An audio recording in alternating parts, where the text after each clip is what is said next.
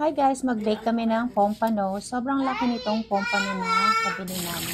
Hugasan muna natin guys para matanggal yung mga tirang dugo. Yan, si mama hinihiwa niya yung laman. Ako hindi ko ginagawa to pero siya ginagawa niya. Hiwain natin itong mga sibuyas, pati itong mga kamatis. And then, paghahalo-haluin natin itong mga to, lagyan ng paminta at seasoning.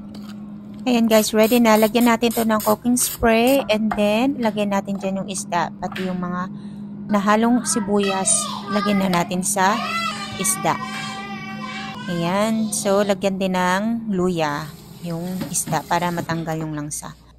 Ayan guys, ready na to bake 400 degrees to 40 minutes. Ayan, luto na. Tikman natin guys. Kain tayo. So, medyo siya, masabaw-sabaw siya. Pero okay lang. Kasi para may sauce naman, may kunting sabaw-sabaw.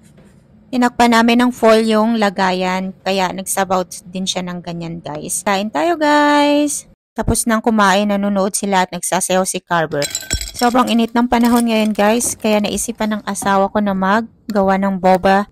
Madali lang siyang gawin, iinit mo lang in 45 minutes yung boba pearl at saka yung powder. And then yan, meron ka ng boba.